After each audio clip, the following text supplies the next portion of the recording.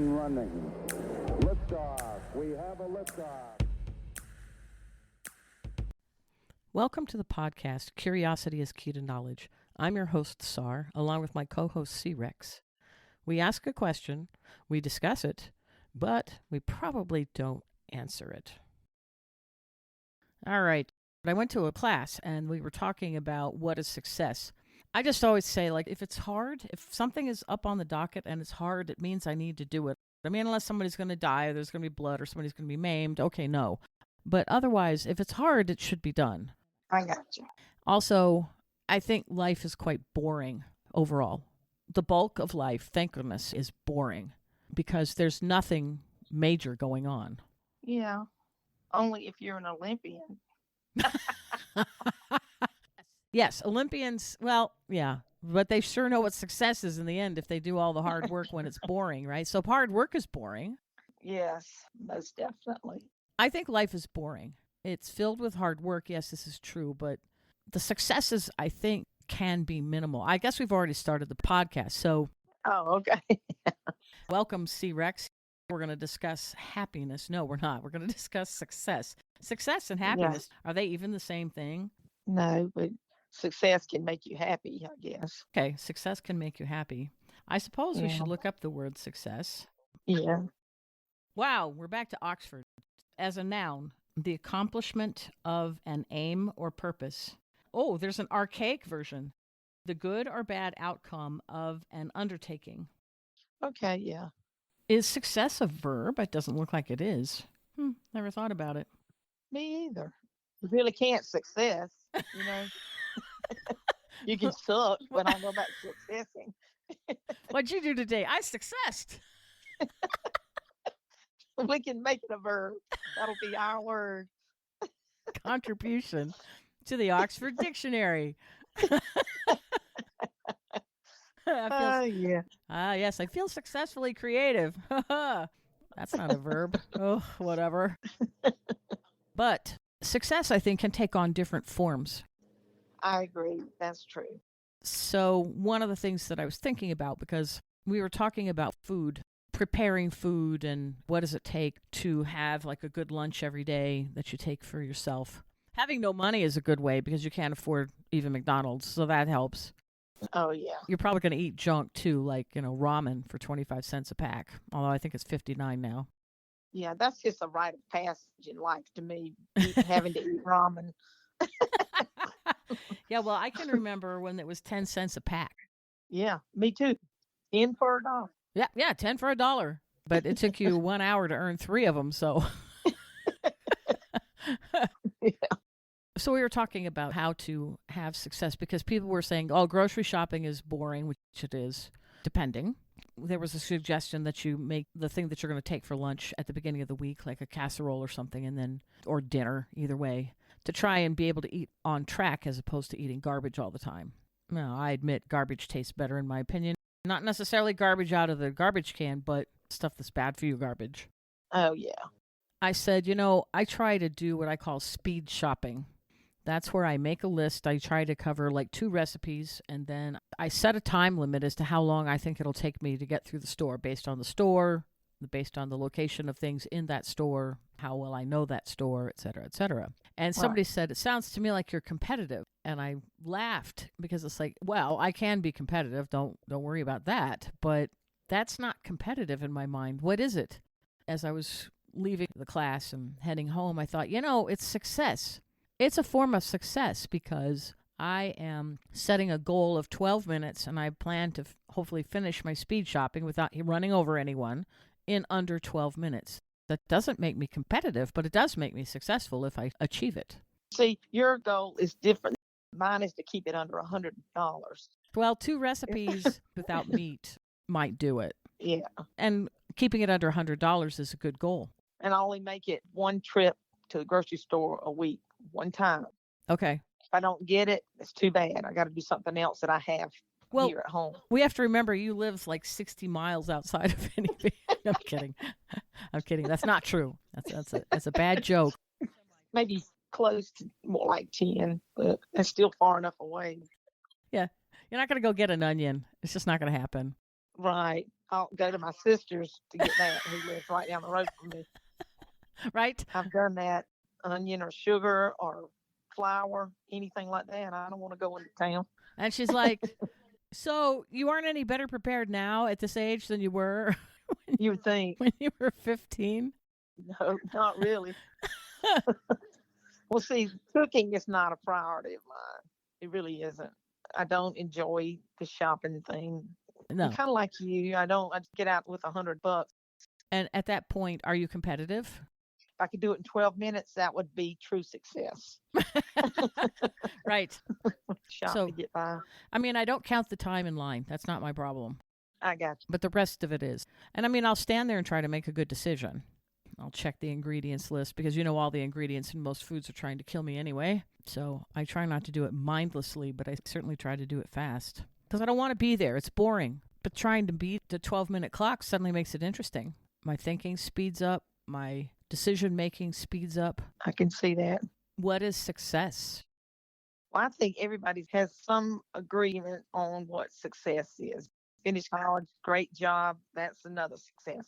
The goal to be successful is to have money. You ask anybody on the street, what would you consider a successful goal? And they would say, oh, having lots of money. I guarantee it. Yep. Health might be number 2. I don't know.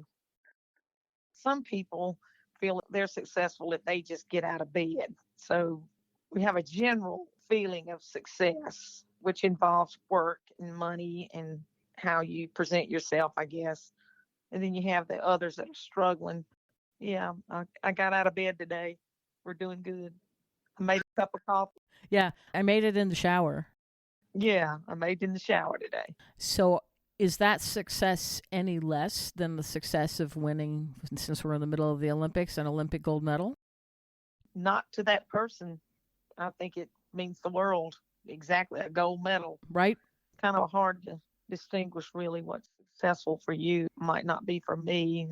I think that's true, which is why over the years I've started thinking of success as not necessarily a thing.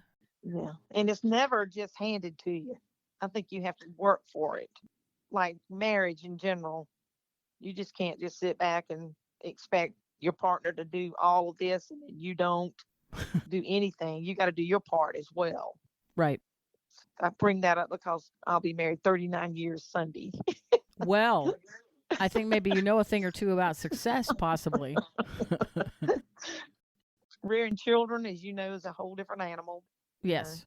And I only have one, so I mean, I can't really even compare it to more than one. But I think success is hard to achieve. I agree with that wholeheartedly. If you set a time limit to get to the grocery store, suddenly grocery shopping got harder than boring. Yeah, that's true. Yeah. Made it a little bit more difficult for yourself. There's nothing wrong if you don't make it, but you just try to set a reasonable time limit and then go. So there's miserable goals. What makes a goal miserable? If it's something you really don't have your heart into it, but you're expected to do it.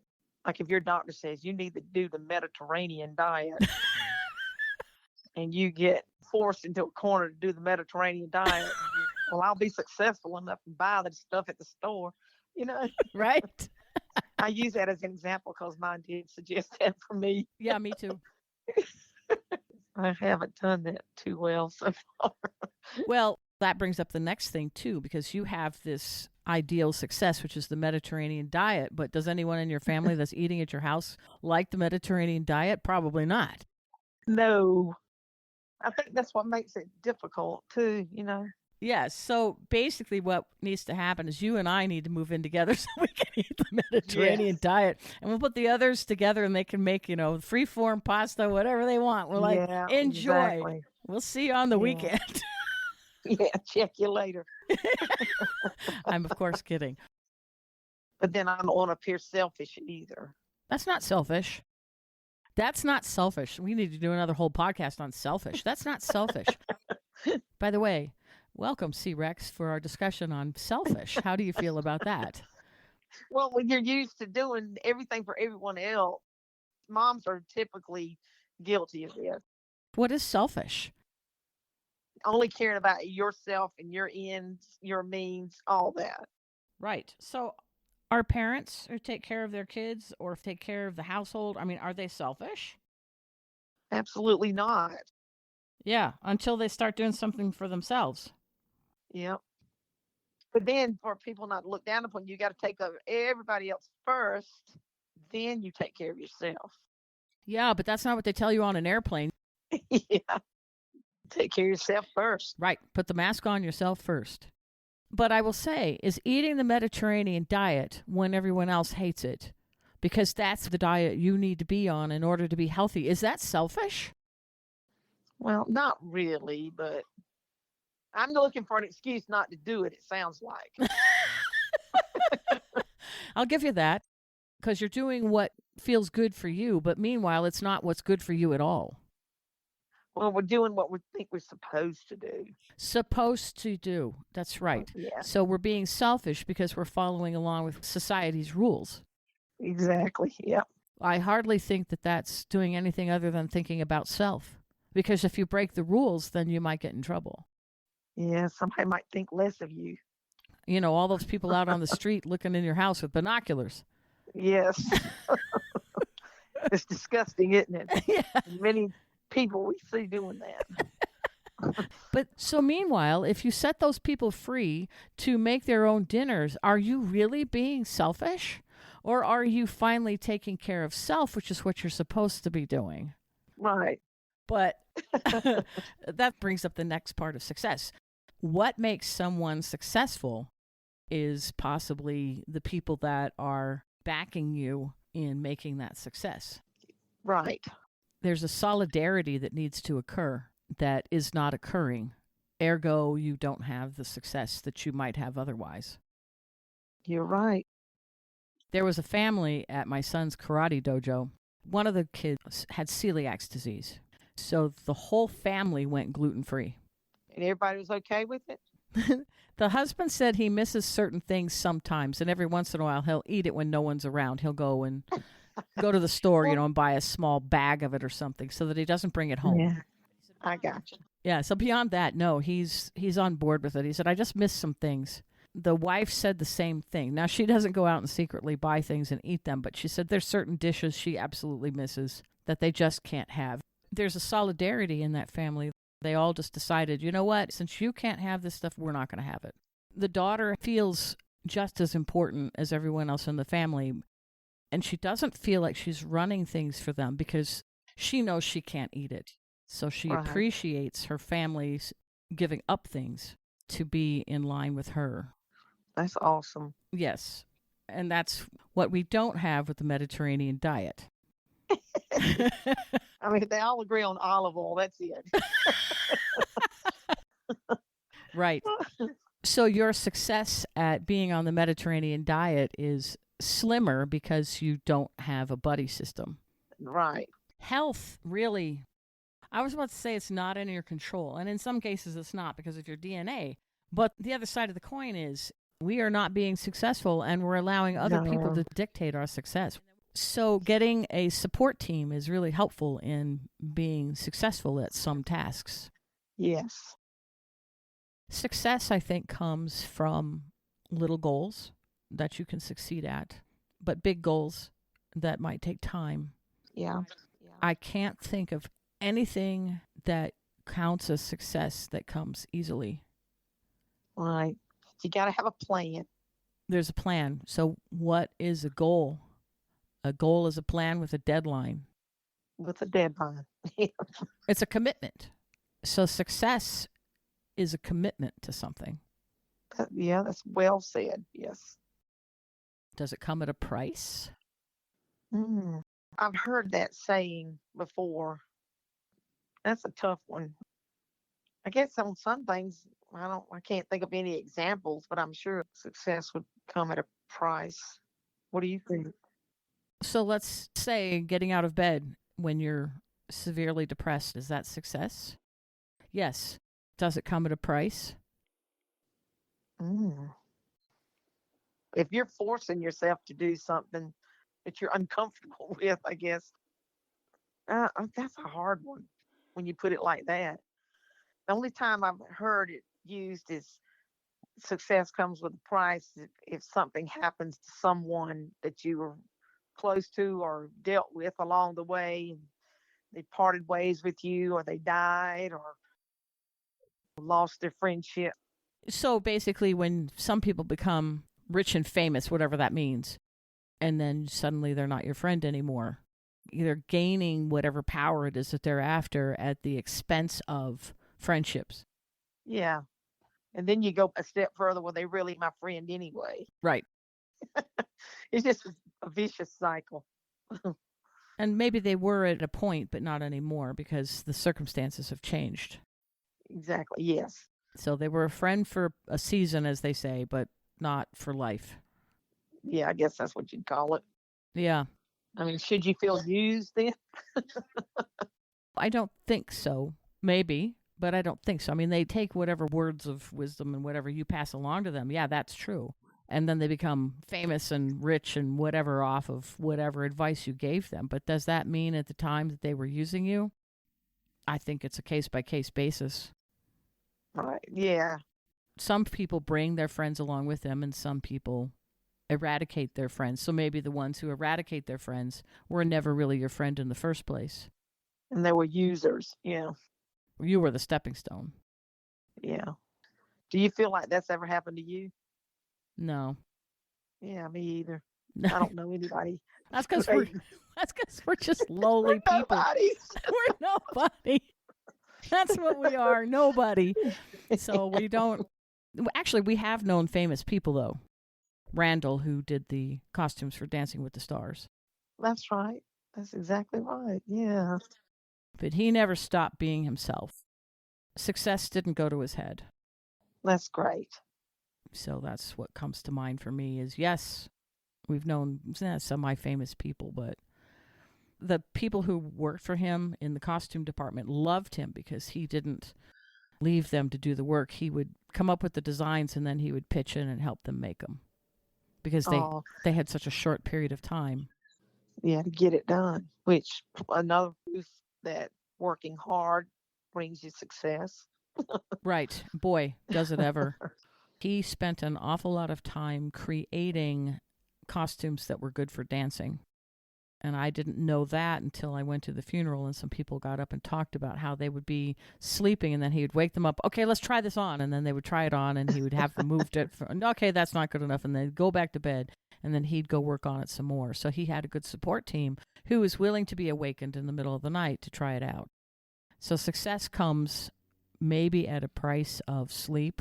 It comes at a price of friendships. It comes at a price of just trying to get the wherewithal to get out of bed and having to fight with yourself to make it happen.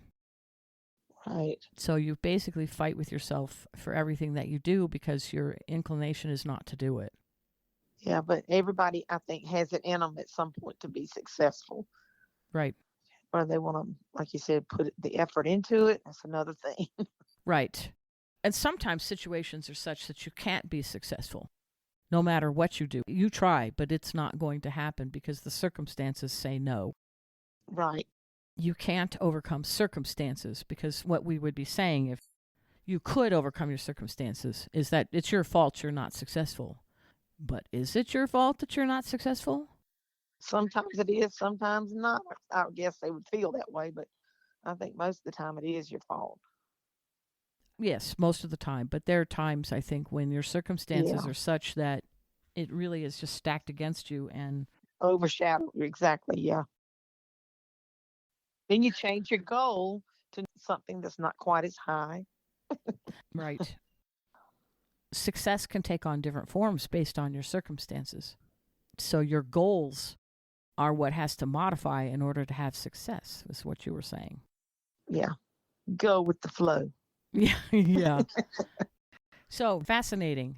Success is what you make of it. Success comes at a price. Goals need to be modified if you're not finding success at one goal. Great summary here. Yeah. Success is huge. Yeah. In the smallest of circumstances and the largest of circumstances is huge. And to say that someone who takes the time to learn how to create costumes that people can dance in versus someone who's getting out of bed and going against all reasons to stay in bed are equally as successful. Yeah. So success does not come with things. It doesn't come with money. It doesn't come with schooling. Those are all tools in order to reach a goal. And if you reach that goal, then you are successful. So is goals what makes success? I would tend to say yes. You would have to have a goal to gain success. And so one is synonymous with the other, goals and success. They go hand in hand. Yeah. So do you set your goals low if you're not having success? Probably not low, but lower than the one that you can't quite reach. Then you go to the next level below Okay. it. So goals can be leveled. I think so, yeah. Yeah. So you've got your bigger goals and you've got your littler goals. And the littler goals will help you achieve the bigger ones. Exactly. This has taken far more turns than I was thinking it would. I think it was a success. I think so too. I think we're successing here. And that is not a verb. That is just not a verb. Anyway, thank you again for another great episode. Thanks for inviting me. All right. This has been an episode of Curiosity is Key to Knowledge. I'm your host, Sar, along with my co-host, CRex. If you've enjoyed this episode, please share it with your family, friends, anyone else whom you think might be interested in it. Be sure to follow us as well, wherever you're receiving this podcast. That would greatly help us out, and we would really appreciate it. And if you'd like to leave us a message, you can reach us at curiosityiskeytoknowledge, no spaces, .buzzsprout.com. curiosityiskeytoknowledge.buzzsprout.com. And if you have a suggestion for an episode, and we'll be sure to give you a shout out on the episode when we use your topic. Thanks.